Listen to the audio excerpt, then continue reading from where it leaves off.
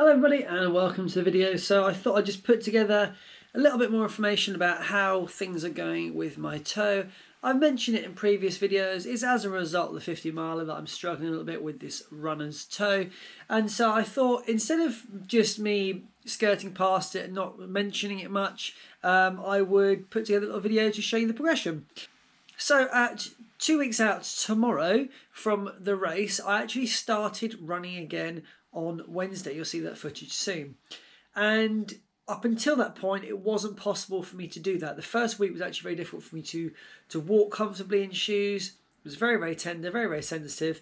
And I was still learning really what was going on down there. And I was still trying to get to grips with what I could do in order to solve the problem that I had. So you're going to see some footage on Wednesday and Thursday. And you're also going to see some footage from a little run that I did on Saturday as well. But if you don't know what runner's toe is, essentially it is the following. I'm going to put it on screen for you. Now, it is very common. It's not something to worry about, even though I did. And it's not something to fear, even though I did. And it's not something that you need to expect to be an expert in, even though I felt guilty that I wasn't. And if you're unsure about the advice of others, then seek medical advice from somebody who is qualified, which I also did. And you'll see a screenshot of that.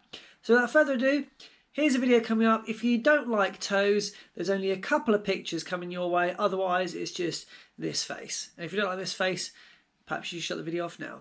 See you soon. So here's the deal. As you know, I've had my toenail issue, and it's not a big issue, and it's something that everybody deals with. I completely understand that.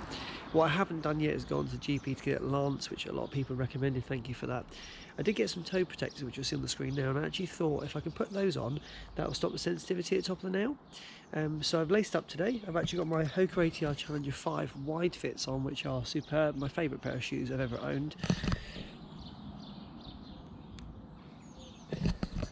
However, the issue is not the width. The issue is the fact that actually my big toe is touching the top of the toe box. I think it's in my head actually. I'm trying to just relax off to keep the toes flat.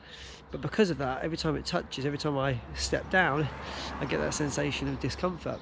I'm trying to override that feeling. I'm trying to just focus on keeping moving forward. So what I'm doing at the moment is a bit of a run walk, and it's not because I don't want to run, because I absolutely don't. I'm kind of itching and I'm gutted that I can't just push on forward.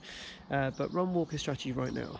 You might be thinking, why am I filming this video? This is an utterly pointless piece of visual to put up. However, there may be some people out there struggling with the same thing, and I always figure that if it's me who's going through this, maybe somebody else's. And so what I'd like to do is kind of just share my experience. And that's what my channel's about, is my experience. So I'm not coming at you as a professional runner, I'm just coming at you as a person who has been doing some running, and this is what I'm going through. So as I'm walking right now, no issues whatsoever. Toes feel absolutely great. The protector's doing its job. Nice, thick, comfy and cushioned.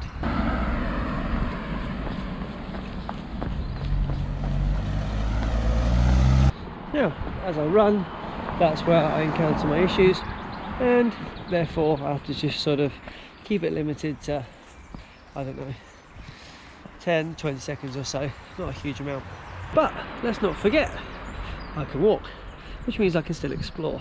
It's a real shame. I'm gutted, and I'm sure there's a lot of mind over matter stuff that I need to work through, and because I've never experienced it before, I'm probably being overly cautious when I don't need to be. But at the end of the day, you know, this is what I'm going through right now. Rightly or wrongly, I look back at this video and either think, oh, what a fool, or I look back and think, well, fair enough, I remember what that was like. At the end of the day, I've laced up, and that's the key thing, isn't it?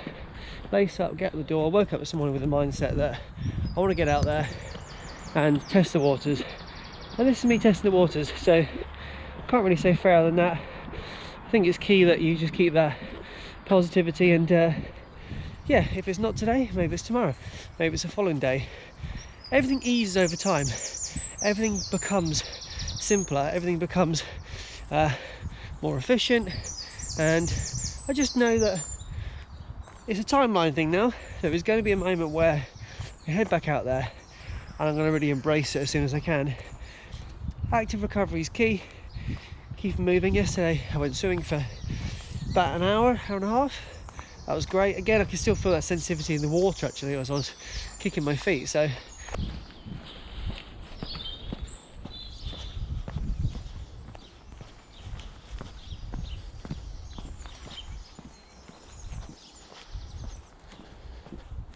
Okay, day 2.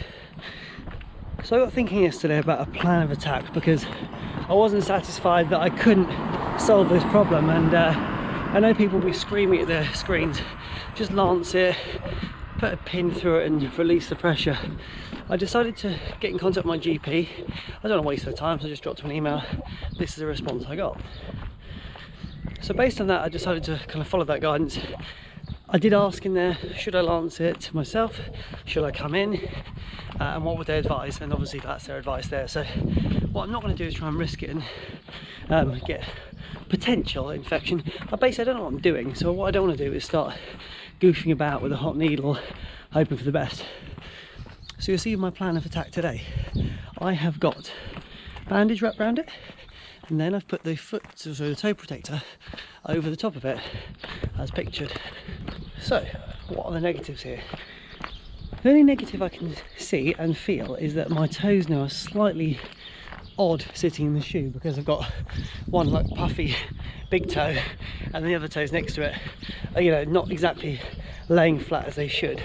I don't want to cause more issues if this is not going to work, but my hope is that it does. So you can see there, bandage 1 goes on, toe protector goes on, and that sets me up in the shoe.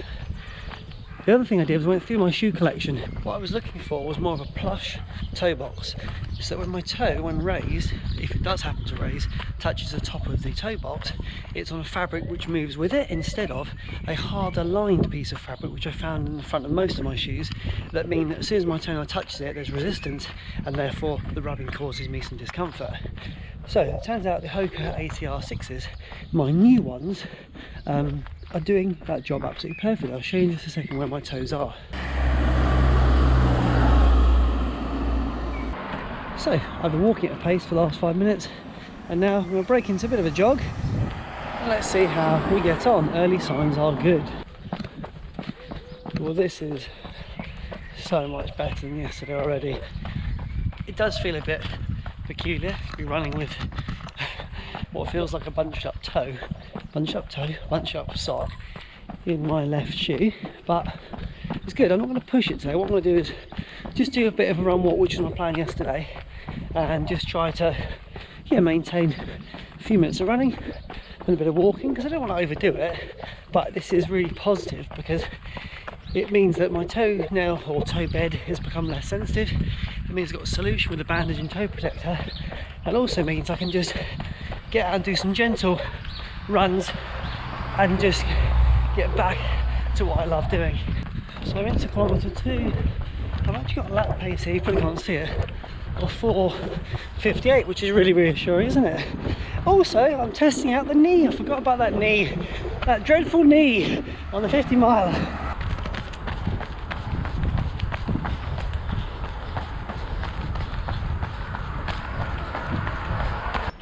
Kilometre 2 on this beautifully new paved road, 4:57. So that was really reassuring, and it felt great. It felt really good. Gave me a nice boost to see my lap pace, as I mentioned in the previous clip, and I just thought, well, let's just give this a whirl. In terms of comfort, I'm, as you can see, it's worlds apart from yesterday. I'm probably about 90% there. The occasional twinges, milliseconds of discomfort, but it's like a pull, like a slight pull, and I think some of that's also my head. I'm anticipating it, and I need to just try and shut that off. So I'll get there with that. I will get there. Kilometre 3, a nice relaxed 6:13, and that's me for today. Just the 3k. Just needed to go out, and I wasn't expecting anything. I was actually expecting to walk back home, similar to yesterday, and the fact that I could get out and do anything was just an amazing boost. It's the heat of the day. I've come out at lunchtime, a bit silly, but what I'm going to do is I keep the data this week. We'll go up for something else, see what we can do, and I think as every day rolls by, it's going to improve. The comfort level is going to be even more. Good morning, everybody. It's Saturday, and today there is one aim only: to run 5k comfortably. Not worry about pace, just want to get in the run and feel like I'm at a good pace to build back in the consistency, because ultimately consistency in running is going to help me to achieve some of the goals that I set out for the rest of the year. I won't achieve all of them, but making a start would be really, really positive. So I'm just heading out now, early morning, nice and quiet. I've adapted the route so that it involves more uphill than downhill, just in case that push of downhill could affect my toes.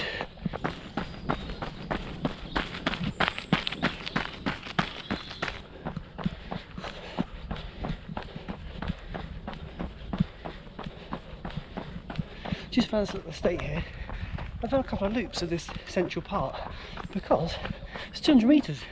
I thought it was quite a nice little kind of roundabout to run on, but now it's time to head home.